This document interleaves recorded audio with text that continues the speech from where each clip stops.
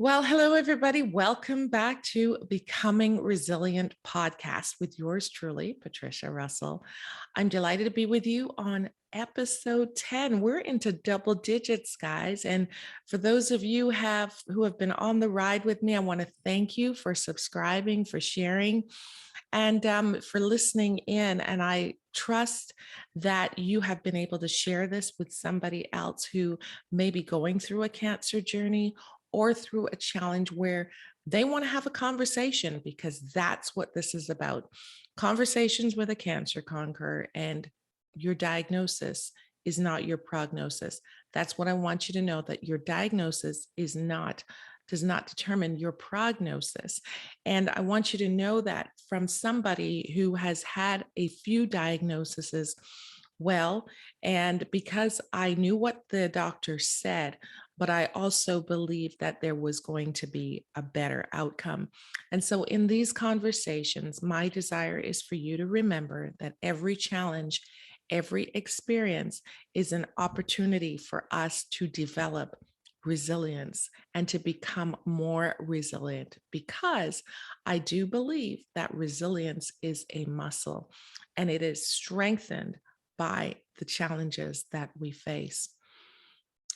So you may have asked this question, or you may have had this statement come to your mouth or come to your mind, but I'm tired. But I'm tired.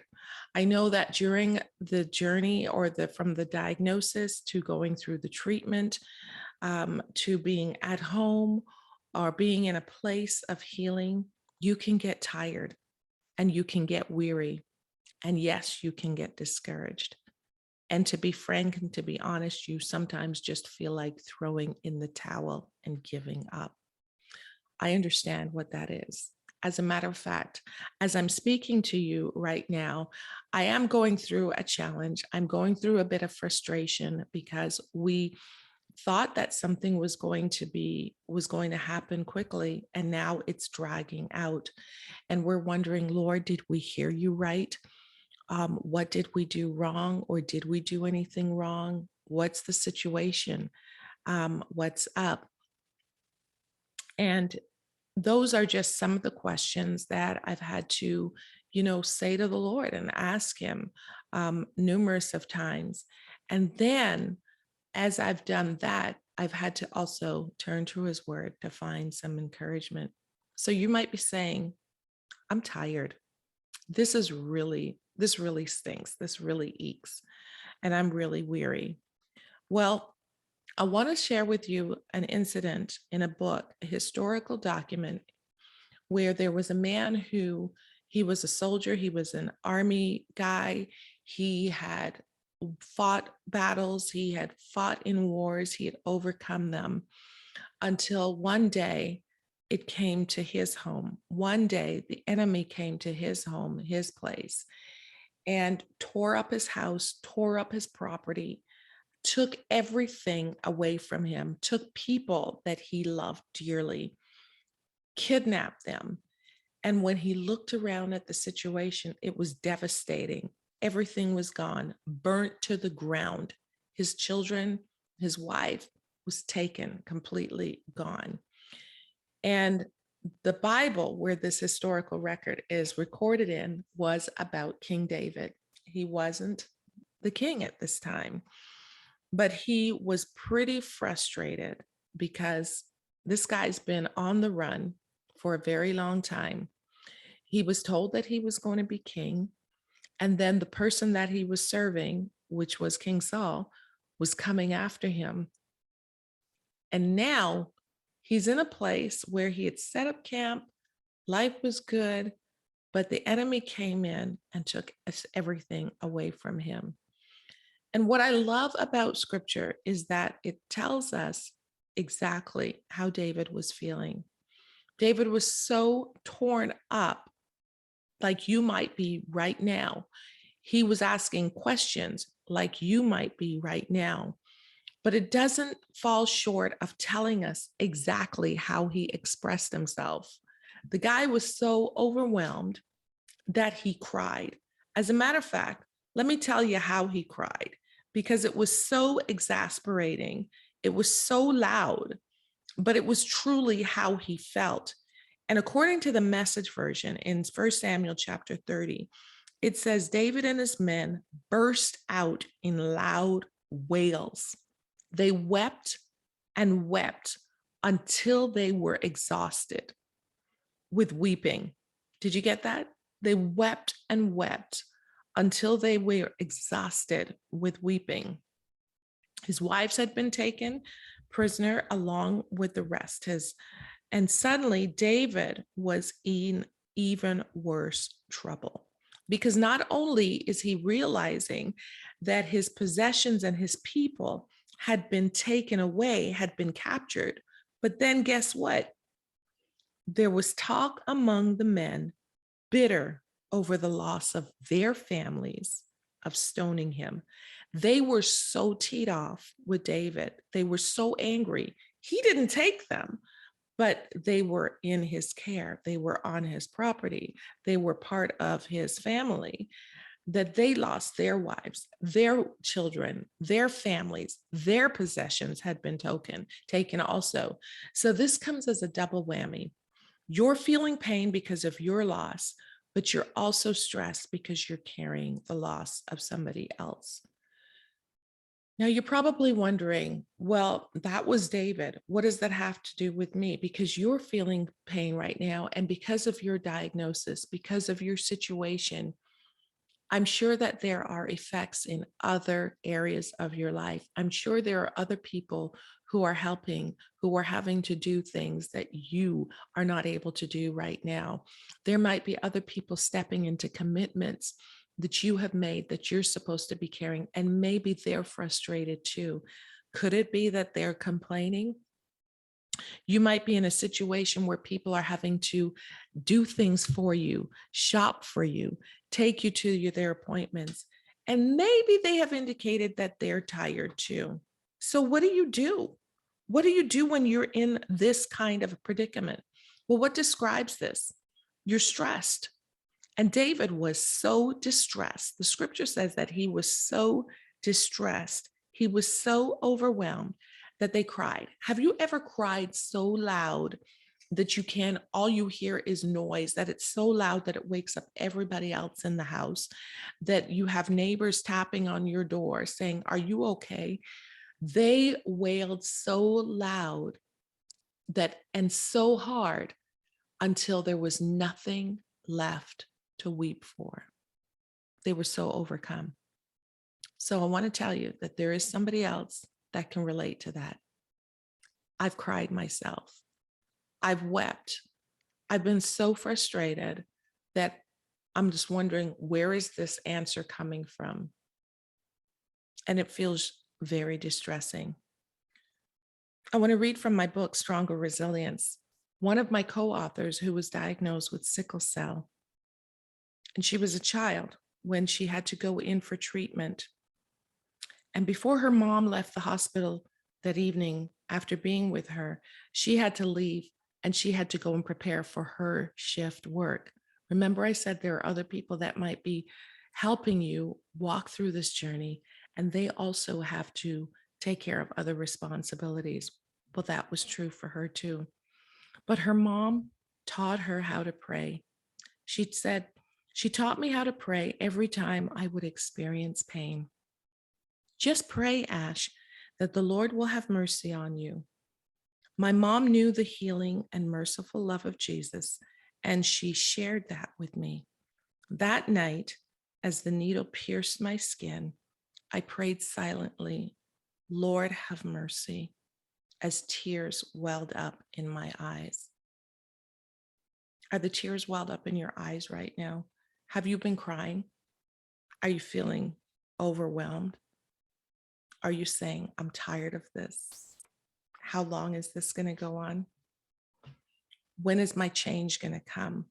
When am I going to be able to shout from the rooftops that I'm cancer free, that I'm debt free, that I'm married, that my children are back in order, that I've gotten through this course"? When am I going to be able to have that testimony from this test? Well, what I can tell you is that it's okay to cry. What I can tell you, that it is okay to be frustrated. What I can tell you is that you will come through this.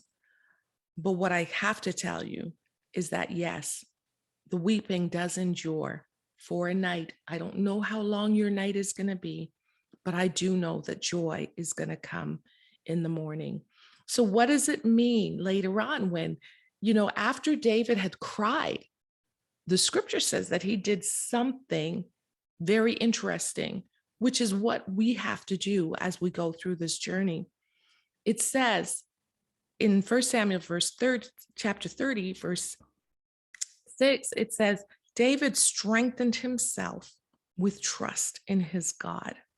He strengthened himself after he had cried his tears, after he had let out all of his frustration, after he had wept till he had no more strength. He turned and he looked within himself and he strengthened himself. What does that mean? It means that he took courage. He decided to get strong. He made a decision after he had let out all of his tears to take courage, to be firm, to encourage himself. He had the right to be angry. I mean, after all, things had been taken from him, people had been taken from him, and he had a cause to want to get angry and to want to get vengeance. But what he did was very interesting. After he cried, he strengthened himself. He had a conversation. He had to talk to himself. He had to say, listen, David, you've been through some hard knocks. Yes, you have. And this might be one of the hardest things that you've experienced. Let it out. You're going to have to cry it out. Great songwriter that you are. Comes a time now where you're going to have to just weep and let it all fall out to God. You're going to have to pour your tears upon the one that you said is your shepherd. You're going to have to just let it rip. And so I want to share with you that there comes a time where, yes, you are frustrated. Just let it rip. Let God hear about your frustration, but then turn around, do what David did, because we're going to learn something from this. David decided to encourage himself. He spoke to himself. He said, okay, guy, we got to get it together. We have to reflect on what we've gone through in the past. We're still here. You're still here. I know that it's tiring. I know that it's waiting, but you're still here. And I believe that it's at this time where David said, he's brought me through all of these things. He started to reflect and remember what God had done for him in the past. God enabled him to fight the lion. God enabled him to fight the bear. God enabled him to fight Goliath. And he stood in the confidence and he started to remember and reflect on what God had done in the past. And that's what we have to do. Take the time to reflect. What have I come through in the past? I'm yet here. Reflect and remember and give thanks. Acknowledge and be grateful for what God has brought you through in the past. And because he promised he'll never leave you and he'll never forsake you, that he's going to be with you in the present and he's going to be with you in the future. And because God has a great track record, he's not going to leave you by yourself. After he had cried till he could cry no more, after he looked and started encouraging himself and strengthening himself, and even probably, I don't know if he had the words of Nehemiah, where Nehemiah said to the builders who were building the wall in Jerusalem, they had become discouraged, but he said, the joy of the Lord is your strength. Draw from that joy, draw from that, and let that encourage your heart. But as David started to reflect on that, he realized that he's not alone in this thing, that although he's going through this time of pain and this time of fear and this time of frustration, he remembered God and he went to God, the one who could help him, the only one that could help him in this situation. He ordered Abiathar, the priest, the son of Abimelech, he said, bring the ephod and let's consult God. And he went to God. So he cried, and then he strengthened himself. He took courage. And then he turned to the only one that could help him. And he said, do I go after these people that have taken these things, that have destroyed what looks like destroyed in my life? Do I go after them? And the answer came, go after them. Yes, you'll catch them. Yes, you'll make the rescue. Another version says, yes, you will recover all. Go after them. You'll recover all. If there's anything that I want to say to you in response to I'm tired, it's hold on, it's press on, it's refresh and remember what God has done for you in the past. There's a song that I sang on my recording called Lord, I Trust You. And it simply says, Lord, and this was my prayer to God, remembering what he had done for me in the past. Lord, I trust you. Though I can't see my way, I trust you when there's no light of day. I trust you because only you know where I'm going. I'm going to trust you. David reaffirmed his confidence in the Lord, and we see that in many of the Psalms that he wrote. He reaffirmed his trust in God. So if you're frustrated with what's happening right now, take time in between those treatments. Take time in between those, I know, those ugly bill payments. Take time in between the times where you're frustrated because you can't see the answer coming as quick as you want it, which is where I am right now. And I am feeling a little bit discouraged, but I am encouraged by the fact that God knows exactly where I am. I trust him, and I'm reminding myself, like David, I'm encouraging myself in the fact that he's got it in control. I want to leave an acronym with you: C.A.R.E, care, cry, cry.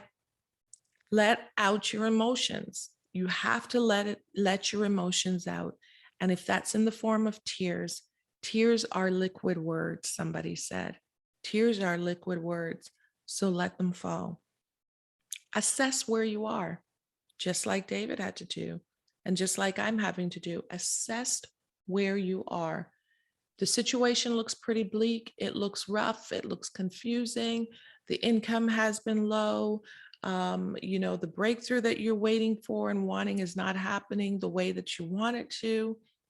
Assess where you are. It's okay to look at the situation. And then remember what God has done in the past.